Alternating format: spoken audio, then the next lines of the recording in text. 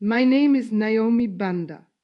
For 12 long years, I walked a path of darkness, practicing witchcraft right here in the city of Lusaka, Zambia. It became my entire world, a world of secrets and rituals, and it all began with a simple yet devastating lesson.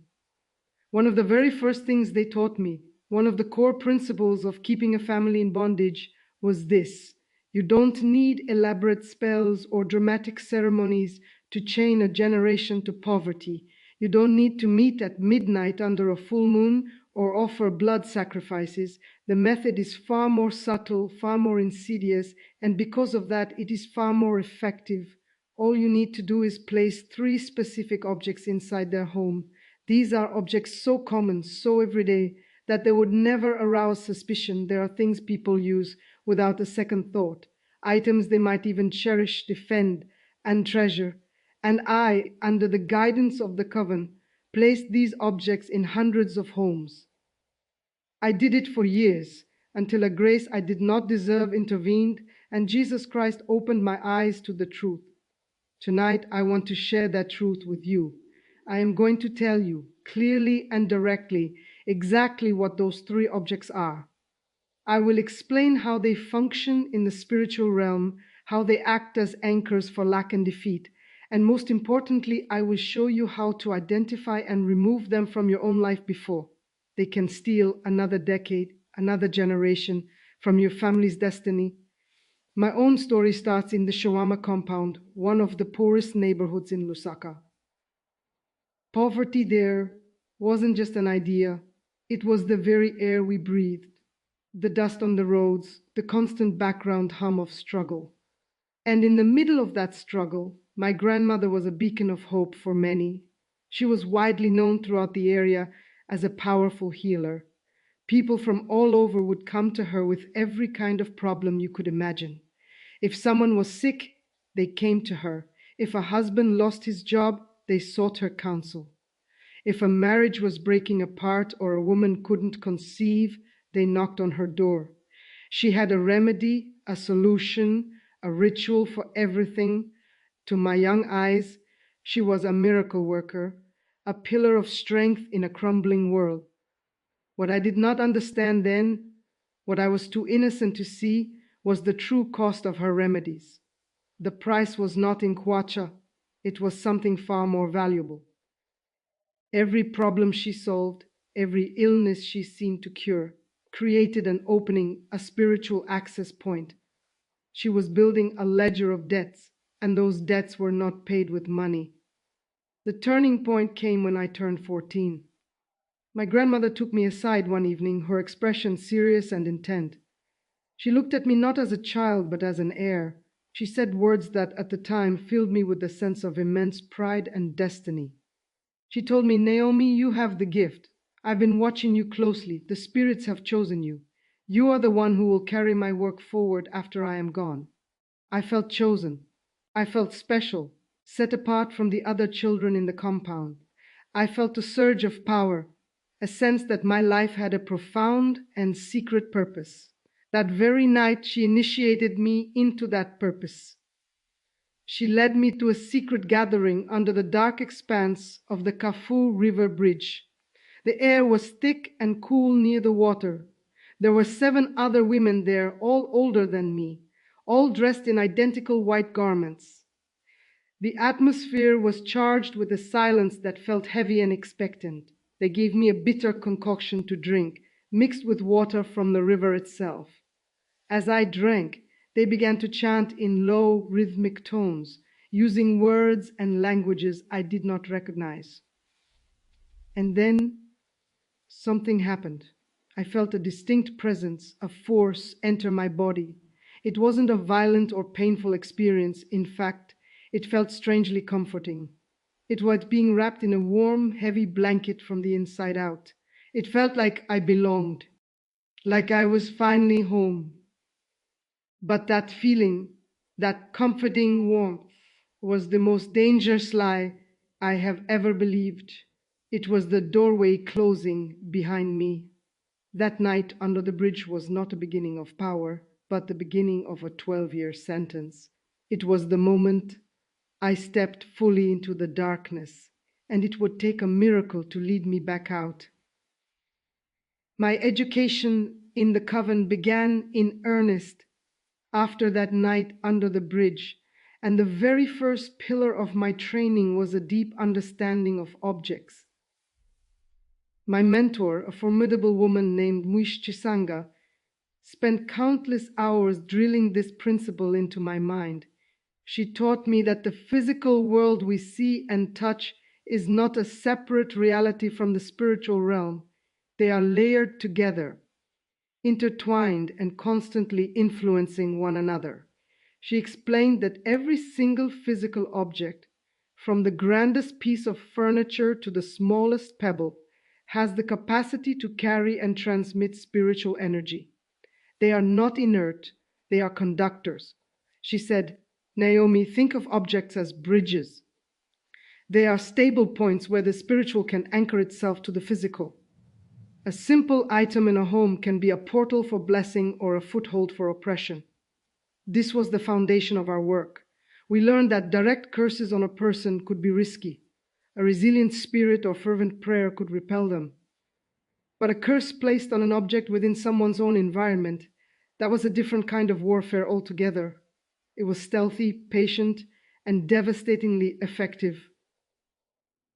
The strategy was to plant these cursed items into the daily lives of our targets.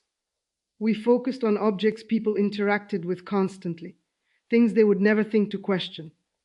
An item they touched every day, a surface they prepared food on, a decoration they looked at from their bed, a tool they used to clean their living space. These objects, once activated, would become like spiritual transmitters. They would broadcast a specific malicious frequency into the atmosphere of that home 24 hours a day, 7 days a week. The goal was often poverty, so we would program them to emit frequencies of lack, limitation, blockage, and failure. Imagine a radio tower that only plays a song of scarcity on a loop, and everyone in the house is subconsciously listening to it, even in their sleep. The people would wake up and go about their lives completely unaware of the spiritual soundtrack playing in their home. They would pray, they would fast, they would work themselves to exhaustion, but they would see no lasting change. They would wonder why their faith seemed weak, why God seemed distant, why their hard work never yielded a harvest. The root of the problem wasn't their dedication or their character. The root was often a spiritually poisoned object sitting innocently on their shelf, hanging on their wall, or even buried with intention beneath their very doorstep, acting as a hidden anchor dragging down their entire lives. The first practical object I was trained to use was, to most people, the most mundane thing imaginable: a broom. A simple household broom for sweeping floors. In the natural world, it's a tool for cleanliness. But in the spiritual realm, as I was taught, a broom is a powerful instrument of movement and direction. Its fundamental purpose is to move things from one place to another. Our witchcraft perverted that purpose. We would take a broom and, through specific rituals, dedicate it not to cleanliness, but to spiritual removal. The process was methodical. We would call upon spirits associated with poverty, lack, and reversal. We would speak incantations over the bristles, stroking them in a specific pattern, not to clean them but to impart a directive. We were, in essence, programming the broom. We commanded it to sweep away not dirt but blessings. We instructed it to move financial breakthroughs out of the door. We ordered it to clear the home of favor, of good opportunities, of divine connections. Once this ritual was complete, the broom was no longer just a broom. It was a cursed vehicle, loaded with a malicious intent. Then we would introduce it into the target's home. Sometimes we gave it as a friendly gift. Other times we sold it at a local market for a cheap price, making it an attractive purchase. On occasion, we would simply leave a good quality broom leaning near their door, where they would find it and bring it inside, thankful for their good fortune. Once that broom crossed the threshold, its spiritual function began. Every single time the person used it to sweep their floor, they were unknowingly activating and empowering the curse upon it. The physical action of sweeping became a spiritual act of expulsion. They would be, with their own hands, sweeping their potential for prosperity right out of their home. Money would come in, perhaps from a good week's work or a small business deal, but it would immediately be required for an unexpected emergency, a sudden bill, or a broken necessity. It would flow out as quickly as it flowed in. Job opportunities would arise, an interview, a promotion, only to evaporate at the last second due to a strange misunderstanding or a sudden change in company policy. Helpful people would enter their lives, promising support or partnership, but would then inexplicably change their minds or disappear. Nothing good could settle, nothing beneficial could take root. Everything was in a state of being swept away, creating a perpetual cycle of effort without result, hope without fulfillment. The broom, sitting quietly in the corner, was the silent engine of their endless struggle. I witnessed this cruel mechanism play out in the life of a family in Matero. The head of the household was a taxi driver named Mr. Shawa. He was a hard-working man behind the wheel from dawn until late at night, navigating the busy streets of Lusaka. His wife was a talented tailor, running a small business from their home, carefully managing what little money came in. Yet despite this daily grind, their situation never improved. Money seemed to have a hole in it. It would arrive and then simply vanish before any real need could be met, let alone any dream pursued. They lived in a constant state of financial anxiety, unable to get ahead no matter how diligently they budgeted or how many hours he worked. The root of their trouble was not a lack of effort. It was a neighbor's jealousy. This neighbor envied the small but steady stream of clients coming to Mrs. Shawa for her tailoring, and she came to us wanting that business to fail. I was the one sent to their home. I arrived with a gift, a beautiful new broom. It was well made, with strong, colorful bristles, far nicer than the worn-out one they likely owned. I presented it as a simple token of neighborly kindness. Mrs. Shawa was genuinely touched and grateful. She thanked me warmly and, seeing the quality of the new broom, promptly discarded her old one. She began using my gift that very day. The spiritual consequences were swift and severe. Within 2 weeks, her primary tool, her sewing machine, broke down in a way that was costly and difficult to repair. Within a month, her most reliable and generous customer, the backbone of her little enterprise, suddenly moved to another part of the city without explanation. Within 3 months, the financial pressure had become unbearable. They fell behind on their rent. The stress began to rot their family life from the inside. Mr. Shawa, defeated and confused by his futile labor, turned to drink. The children, their school fees unpaid, had to drop out. The unity and love they once had fractured under the weight of constant lack. This family unraveled completely. And all the while, that broom sat in the corner of their kitchen. For 2 full years, it performed its silent spiritual work. Every time Mrs. Shawa used it, hoping to bring order to her home, she was inadvertently sweeping away the very foundations of their stability. They blamed each other, they blamed their luck, they may have even wondered if God was against them. But it wasn't about luck or divine displeasure. It was a targeted spiritual attack using an object they trusted and valued.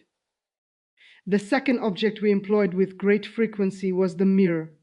We didn't curse every mirror, of course. Our focus was on those given as gifts, especially for significant occasions, or those acquired secondhand from unknown sources. A mirror, in spiritual terms, is a profoundly powerful object because of its inherent nature. It creates a reflection, a parallel image of reality. This makes it much more than a piece of glass. It functions as a potential portal, a thin place between the physical and the spiritual worlds. When we prepared a mirror, we were essentially dedicating that portal to a specific malicious purpose. We would curse it and dedicate it to a spirit of surveillance and theft. The transformed mirror would then serve a dual function. First, it acted as a spiritual camera, a silent observer. It would watch the daily lives of the people in the home, noting their routines, their conversations, their moments of joy and tension. This information would be relayed back, giving insight into their vulnerabilities. But its second function was far more damaging. The mirror became a siphon, a spiritual drain. It was programmed to pull and absorb the financial vitality, the energy of provision and breakthrough from anyone who regularly looked into it. The ritual was precise. We would take the mirror and place it face down on our altar, symbolically closing it off from the natural world and opening it to the spiritual one. We would burn particular herbs, letting the smoke envelop the glass, impregnating it with the invocation. We would then speak the names of spirits associated with poverty and lack directly over its surface, binding their influence to the reflective plane. Finally, we would wrap the mirror carefully, often in cloth of a specific color, and prepare it for introduction into a home. It might be presented as a generous wedding gift, a thoughtful housewarming present, or sold at a very cheap price at a market stall, making it an irresistible bargain. The recipient, delighted with their beautiful new possession, would hang it in a prominent place, in their bedroom where they dressed each morning, or in the living room where guests would admire it. They suspected nothing. But every day, when they stood before it to check their appearance, they were doing much more than grooming. They were locking eyes, spiritually, with an entity that did not wish them well. That entity would study their face, their demeanor, their spirit, learning how best to afflict them. And with each glance, it would also draw off a measure of their financial strength, their capacity for increase. People would look into the mirror and see their familiar face, but they would often feel a lingering fatigue, a subtle drain they couldn't explain.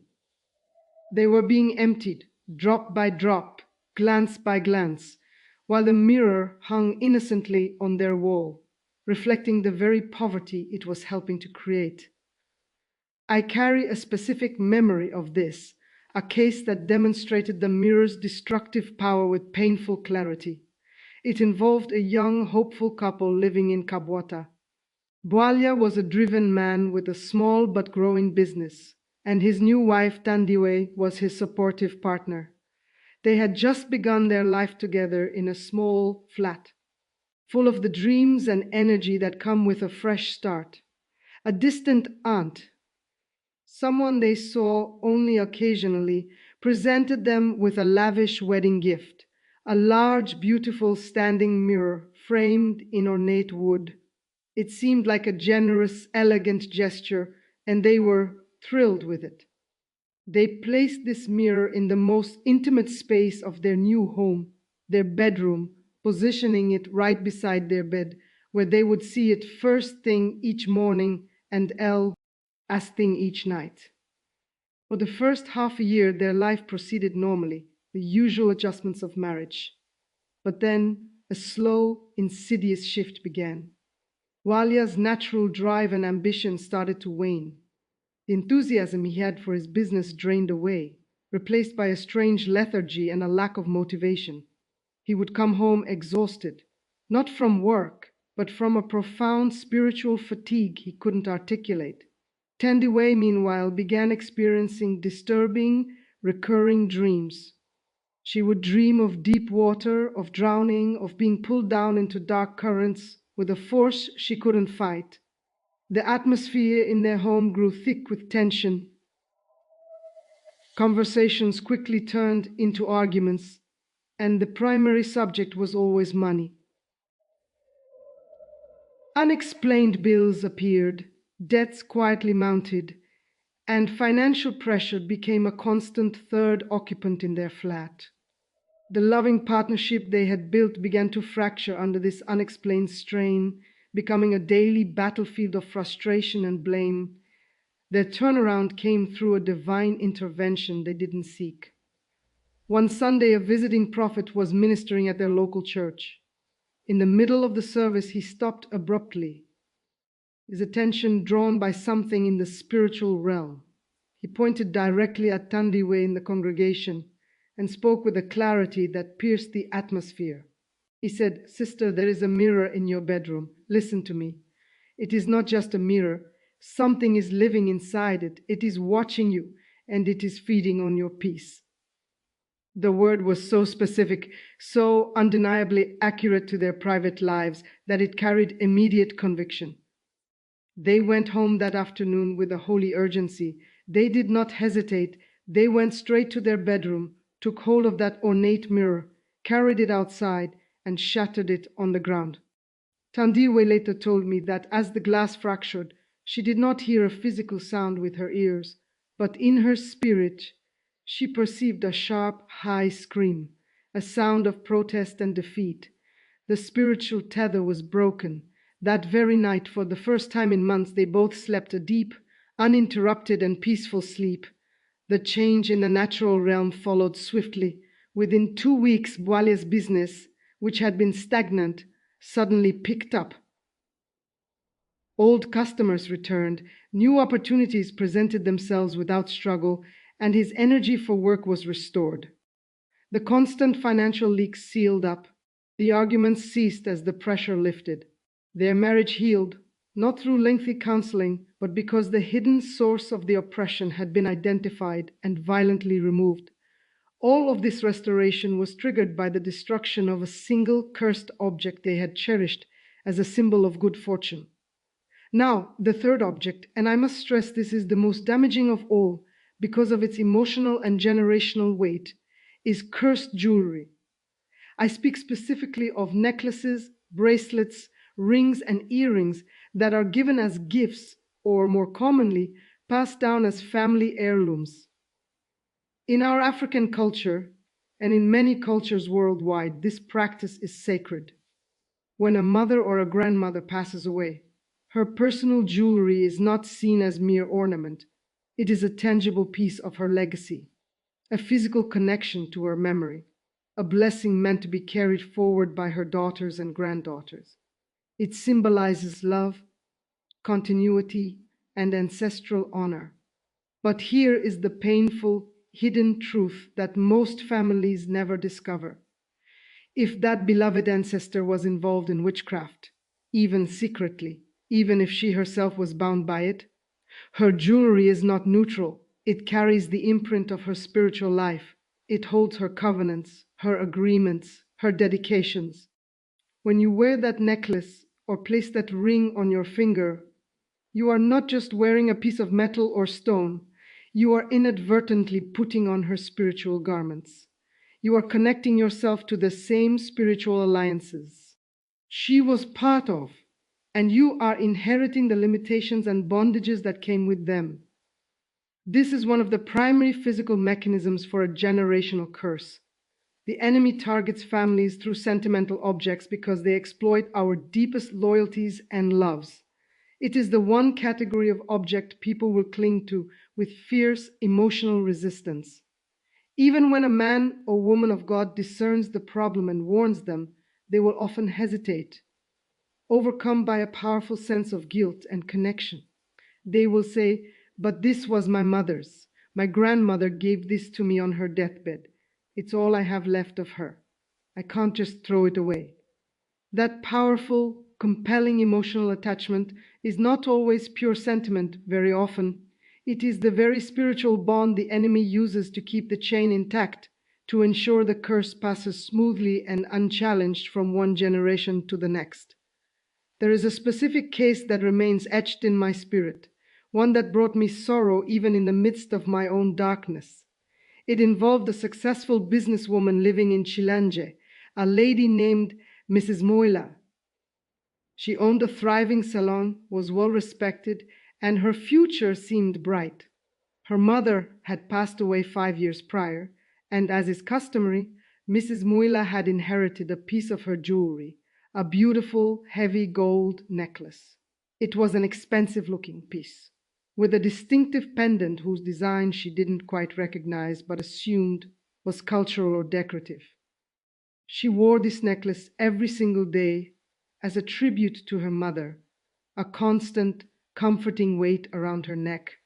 What she did not know, what no one in the family knew, was that her mother had lived a double life, a secret practitioner of witchcraft. The necklace was not just an heirloom, it was an artifact of that hidden life. Within 6 months of Mrs. Muilla putting on that necklace and never taking it off, her prosperous business began an inexplicable decline. Loyal clients started complaining about service, finding faults where none existed before. Her most skilled and reliable employees suddenly quit, offering vague or contradictory reasons. Her equipment, which had been perfectly maintained, began to malfunction repeatedly, incurring costly repairs and downtime.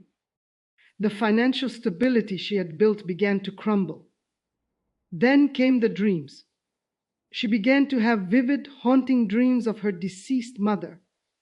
In these dreams, her mother was not a silent memory, but an active presence, calling out to her, beckoning her with a serene smile.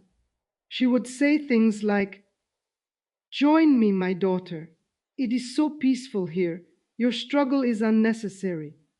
Come and rest with me." These were not mere dreams of memory or grief.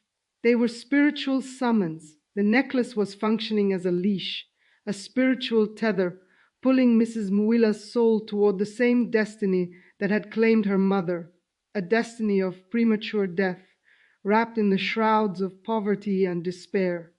It was a generational trap, and she was stepping right into it. Her deliverance came during a regular church service. A prophet, moving in the gift of discernment, saw beyond the physical.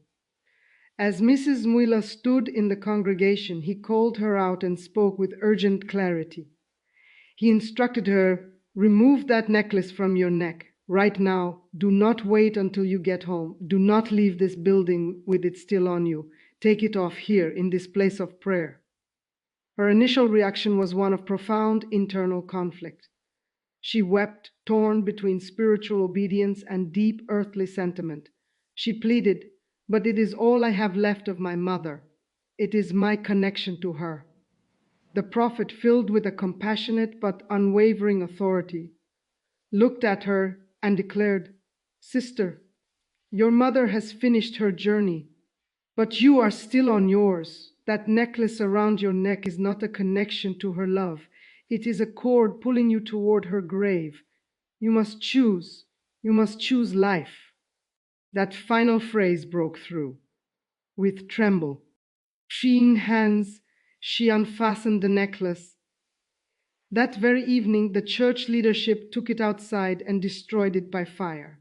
As the gold melted in the flames, multiple witnesses testified to seeing a strange, thick, black smoke rise from the liquefying metal, a smoke that seemed separate from the fire's normal emissions, coiling upward like something alive was being released. It was the visible manifestation of a generational bondage being incinerated. Mrs. Muella is free today. Her business recovered and flourished, her peace returned, and she lives a full life. But only because she found the courage to sever the sentimental tie that was also a spiritual noose. Now, you may be listening to this and a question is forming in your mind. How can I know? How can I discern if something in my own home, something I cherish or simply overlook, carries such a weight? Let me share with you some signs, patterns that often point to the presence of a cursed object. First, look for unusual and persistent patterns of poverty. This is not about ordinary seasons of lack. This is about a consistent, baffling cycle where you work hard, you apply your education and talent, you do everything right on a practical level, but financial stability remains just out of reach. Money comes in, but it is immediately consumed by unforeseen crises, leaving you perpetually at zero. If this is a relentless theme, it is wise to spiritually scrutinize your environment. Second, pay close attention to repetitive dreams. If you find yourself dreaming repeatedly about a specific item in your house, a particular piece of furniture, a decoration, a gift, especially if the dream has an ominous or unsettling tone, understand that this is often your own spirit, your intuition, sounding an alarm. The Holy Spirit may use your subconscious to highlight what your natural eyes have learned to ignore. Third, examine your family history for patterns. If you see a recurring cycle of financial struggle, broken dreams, or similar failures stretching back through generations, despite evident intelligence and effort in each one, it is a strong indicator of a generational curse. And such curses are often physically transmitted through an object that has been passed down, an heirloom that carries more than memories. Fourth, honestly evaluate any unnatural emotional attachment you have to an object. If you possess an item, perhaps a gift from someone whose intentions you later questioned, and you find you cannot bring yourself to part with it despite a nagging feeling, that powerful resistance is a red flag.